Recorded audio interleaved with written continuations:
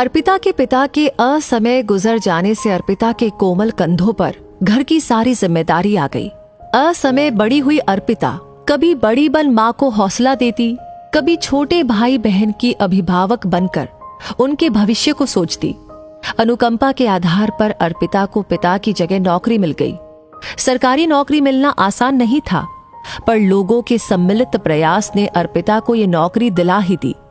उर्मिला जी ज्यादा पढ़ी लिखी नहीं थी, तो नौकरी अर्पिता को मिली। घर की जिम्मेदारी निभाते निभाते, सबका शादी ब्याह करते करते अर्पिता के बालों में सफेदी दिखने लगी। कुछ बारीक लकीरें चेहरे पर उभरने लगी। पर माँ को कभी लगता ही नहीं कि अर्पिता की उम्र हो रही है। छोटे भाई बहन की उम्र उन्हें दिखने लगी थी। हल्ला करके उन्होंने पहले छोटी बहन अरु की, फिर भाई अभय की शादी करवा दी। पर अर्पिता की उम्र वहीं ठहरी हुई थी जहां पिता छोड़ गए थे। उर्मिला जी कभी अर्पिता की शादी का नाम ना लेती। हाँ, ऑफिस में उसका एक सहकर्मी उसका संघर्ष देखकर प्रभावित था और शादी करना चाहता था। अर्पिता ने मना कर दिया। जिम्मेदारियों से मुक्त होते ही अर्पिता को जीवन लक्ष्यहीन लगने लगा।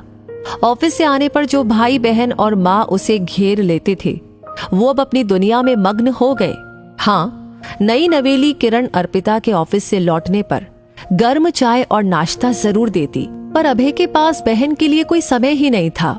वो तो सिर्फ उसे पैसा कमाने की मशीन समझता था। अर्पिता के पैसों पर दोनों भाई बहन अपना पूरा हक समझते, पर नई भाभी किरण को अर्पिता से पूरी सहानुभूति थी। अभय समय के साथ पहले लड़की, फिर 5 साल बाद एक लड़के का पिता बन गया। अर्पिता उपेक्षित होती गई। पिता द्वारा अधूरा बना घर अर्पिता ने बैंक से लोन बनवाया था। घर पिता के नाम पर था। अभय कई दिन से इस घर को अपने नाम कराने के पीछे पड़ा था, पर अर्पिता टाल रही थी। आज सुबह ही अभय ने अर्पिता से फिर से घर के पेपर मांगे। अर्पिता ने मना कर दिया। उर्मिला जी बेटे के पक्ष में बोलने लगी। अर्पिता उन्हें समझा रही थी, पर उर्मिला जी भड़क गई। ये मकान तेरे बाबूजी के नाम पर है, इसका हकदार तो अभय ही है, तेरा कोई हक नहीं है पिता के मकान में। अर्पिता सन्न रह गई। ये उसकी माँ बोल रही है, जिसने पिता की मृत्यु पर अर्पिता को कहा था, तू इस घर की बेटा है। ये कहकर सारी जिम्मेदारी उसके कंधों पर डाल दी थी। आज बेटे के मोह में उनको समझ में नहीं आ रहा था कि वो क्या बोल रही है। अर्पिता का गुस्सा, जो पिता की मृत्यु के बाद चला गया था, प्रचंड हो गया। माँ सही कहा, पिता की जिम्मेदारियों की वारिस मैं हूँ और संपत्ति का वारिस अभय। क्यों माँ, इतना भेदभाव क्यों? गुस्से में अर्पिता ऊपर अपने कमरे में आ गई। मौसम भी आज कुछ भीगा भीगा था। रह रह के बारिश हो रही थी। माँ की बातों ने आज अर्पिता को सच का वो आईना दिखा दिया जो हमारे भारतीय घरों में अक्सर लड़कियों को महसूस कराया जाता है। फ्रेश हवा लेने के लिए खिड़की खोली तो देखा कि लॉन में अभय की बेटी पारुल और बेटा हर्ष उधम मचा रहे थे। तभी हर्ष गिर गया। पारुल दौड़ती हुई आई, भाई को अपने अशक्त हाथों से उठाकर अंदर ले आई।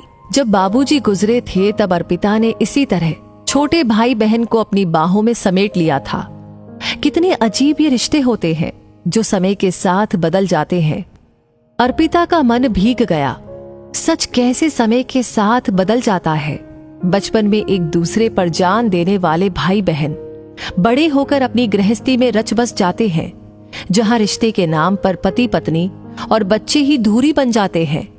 अपने पराये स्वार्थ वाली भावना ऊपर हो जाती, दिल का रिश्ता नीचे छुप जाता।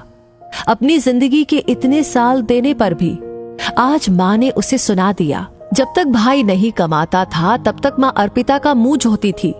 रात को किरण खाने पर बुलाने आई। अर्पिता ने मना कर दिया। दीदी सर दबा दूं? किरण के पूछने पर अर्पिता की आंखों में आंसू आ गए। जिनसे खून का रिश्ता था, उन्हें तो फिक्र ही नहीं थी। ये तो दूसरे घर से आकर भी उसकी व्यथा को समझती है। शायद एक स्त्री दूसरी स्त्री के दर्द को समझ पा रही है। भोर का सूरज एक नई उम्मीद लेकर आया। अर्पिता अपनी अटैची तैयार करके नीचे उतरी। माँ को बोली, मैं जा रही हूँ अपनी दोस्त के यहाँ पर रहने। ये संपत्ति अभय की है, पर समय रहते मेरी जिंदगी भी संवार दी होती तो आज उम्र के इस मोड़ पर मैं तन्हा ना होती, या मैंने भी समय रहते अपनी खुशियों को नजरअंदाज ना किया होता तो अरु और अभय की तरह मेरा भी घर परिवार होता। आप माँ तीनों की थी, फिर आपने मेरे लिए क्यों नहीं सोचा? माँ ने शर्म से आंखें झुका ली। सच ही तो कहा अर्पिता ने। ये पक्षपात वो कैसे कर गई? बेटे के मुंह में सही गलत का फैसला करना भूल गई। उधर किरण पहली बार पति के विरुद्ध खड़ी हो गई। अभय को बहुत खरी खोटी सुनाई। जिस बहन ने अपनी जिंदगी होम कर दी आपको पढ़ाने लिखाने में, उसी बहन पर आपको एतबार नहीं था। घर दीदी का बनवाया है, ये उन्हीं का रहेगा। जाना है तो हम लोग दूसरी जगह जाएंगे, दीदी नहीं। पारुल और हर्ष में झगड़ा हो गया।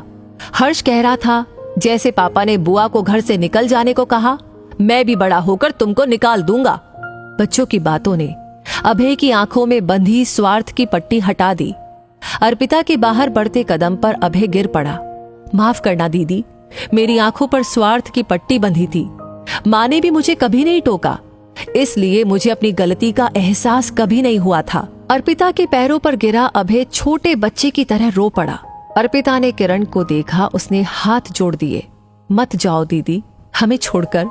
नन्हे हर्ष ने बुआ के गले में हाथ डालकर अपनी मीठी आवाज में बोला, बुआ मैं बड़ा हो जाऊंगा तो आपको अपने साथ ले जाऊंगा और पारुल को छोड़ दूंगा।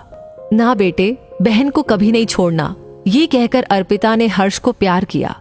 उसकी अटैची अभय उसके कमरे में रखने के लिए सीढ़ी चढ़ रहा था और माँ बेटी की पसंद का खाना बनाने रसोई में गई। स्वार्थ का रिश्ता दिल के रिश्ते में बदल गया। इस कहानी को सुनकर जो भी पहली लाइन आपके दिमाग में आ रही है, प्लीज कमेंट सेक्शन में लिख करके जरूर शेयर करें। आपकी राय हमें जरूर बताएं। लाइक ऑलरेडी आपने कर दिया है तो इस कहानी को शेयर करना बिल्कुल ना भूलें। बाकी ऐसी कहानी आपको हमेशा मिलती रहे समय समय पर, उसके लिए हमारे पेज को फॉलो करना बिल्कुल ना भूलें। मिलेंगे बहुत जल्दी ही अगली कहानी के साथ। तब तक के लिए आपसे कहूंगी धन्यवाद।